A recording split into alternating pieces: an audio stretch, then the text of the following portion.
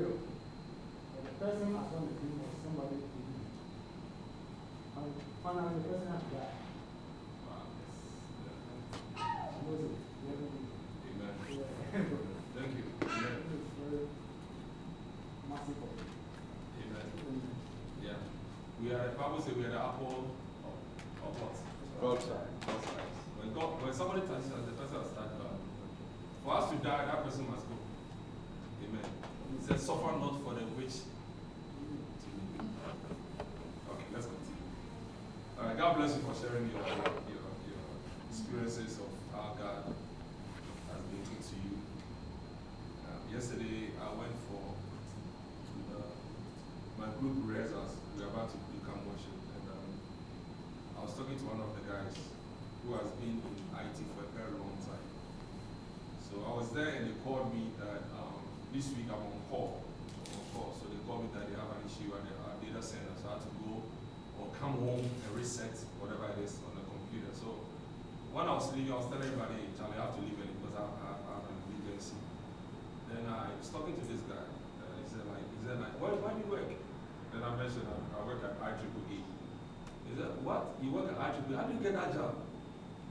The whole IEEE. That's where you work. I said, yes. He said, how did you get it? And I told him, hey, I got a job before I applied for the job. Just like this. Amen. Amen. A recruiter just saw my resume somewhere, called me, hey, I've seen this job, I think you're a good fit. She doesn't even know me. Amen. Amen. And you know how things are that, you even do a resume that it doesn't represent you. Right? And lo and behold, the interview wasn't like I was talking, I was the one asking questions on that interview. My boss asked me just a question. I was the one running the interview with him. Amen. At the end of the day, I got a job. I got a job before HR called me. Can you please submit a resume, an application, so that we can put on your record? And I didn't even understand that. It wasn't like a back about like I got a job already. He said yes, but you got it through. You submitted the resume through an agent. It's not through us, so you have to do it. Amen. This is what God can do. When God is working for you, you don't have to do anything. Amen. We heard of Reverend's testimony as well. God is just like mine. Somebody called him. He wasn't even interested in the job. He just said, okay, let me just take the interview. He took the interview, got a job.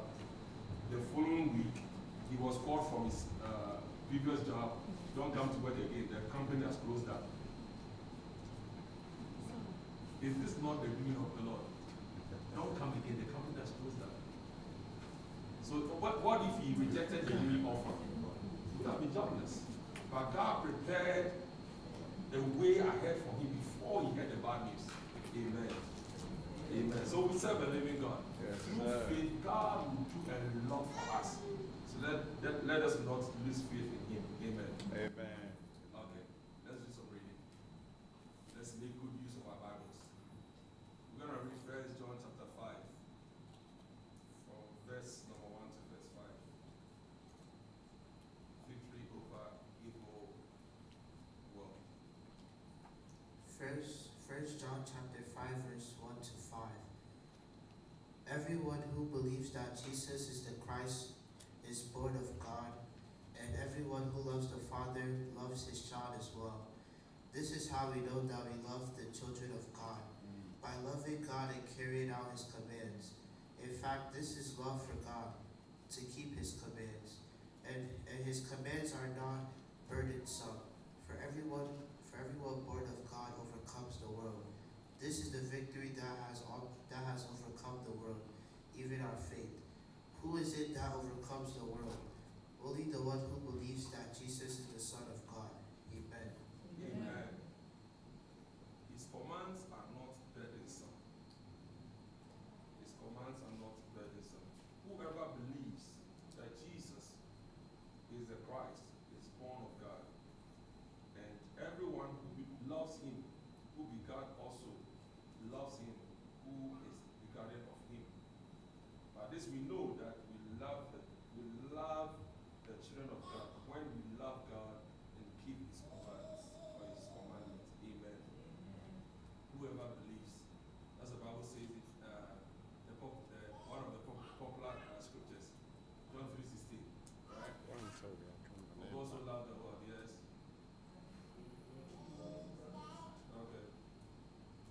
whoso, oh, keep on recite for me, please.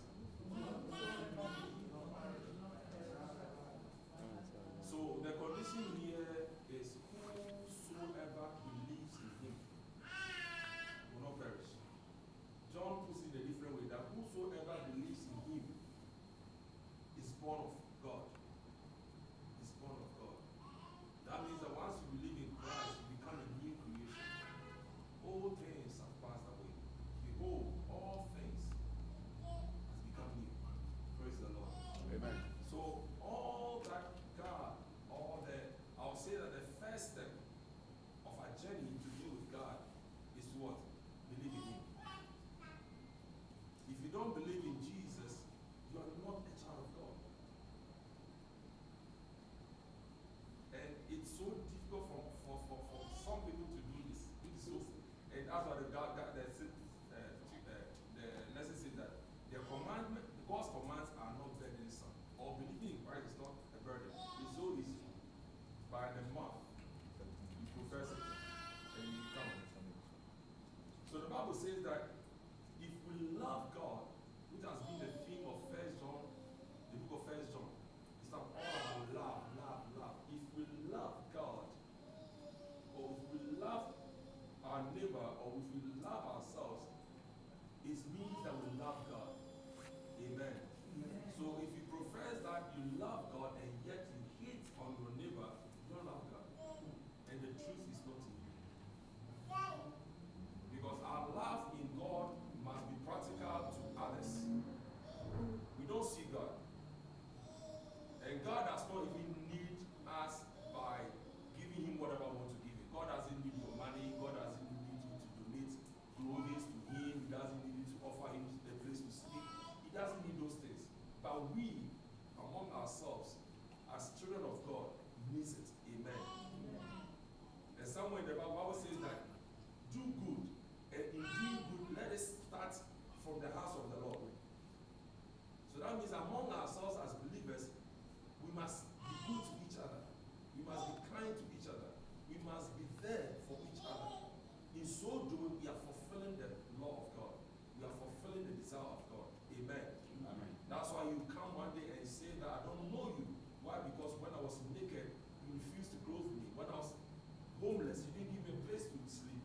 And all the hell around, and you ask God, Lord, what did I see you? And he tell you. So as you didn't do it for your brother, you didn't do it unto me, or you didn't do it for me. Amen. So in serving God, we must be kind, we must be loving, we must be good to each other. Amen. Amen. For this is the love of God, that we keep his commandments, and his commandments are not burdensome. Verse 3. He said, for whatever is born of God overcomes the world, and this is the victory that has overcome the world. Our faith. Our faith. Through faith, we will overcome this sinful world. There's nothing that this world can offer us that should, supersede the things that God can offer us. Thank you. Behold, I will say that everything on this earth is even temporal.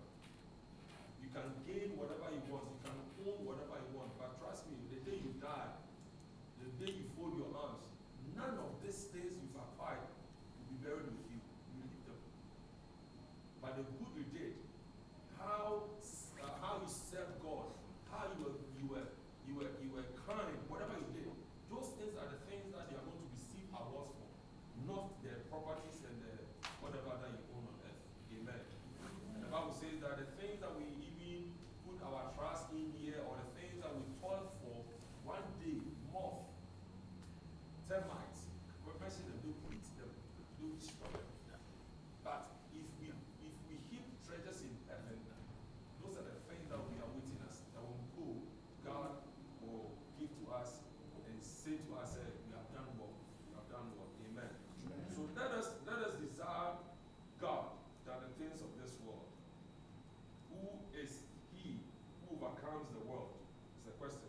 The answer says that, but he who believes that Jesus is the Son of God, the necessity of God's witness. So once you believe that Jesus is the Son of God, and once you have faith in Jesus, you overcome the world. Amen. Amen. You overcome it. It doesn't matter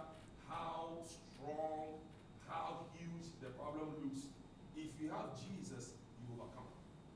It might not be immediate. It might take a while. Some might be immediate. Whatever, whatever way it is, the thing is you overcome it anyway. You overcome it anyway. Amen. Sometimes you go through certain situations and you are even fed up. You ask yourself, so is God there with me at all? Is God listening at all? Yes, He is. He is. Bible says the things that we go through is just to try our faith. It's not a denial. It's not that God is not with you. Sometimes God is using those situations and those moments to strengthen your faith and to strengthen your relationship with Him. Amen. So don't give up and don't be dismayed. Don't feel as if God has rejected you. No way. God is with you. He mentioned or he said in the book of Isaiah that even when we walk through the waters, we walk through the fire, I, the Lord, will be with you. Amen. And He proved it. During the life of Shadrach, Meshach, and Abednego, when they were in the fire, what happened? God showed up. So it's something He has done before. So if He's telling that I will do it for you, believe it. Amen. Any question or contribution? Why you Rose? Be cheerful. Amen. Yes. Well, any question or contribution?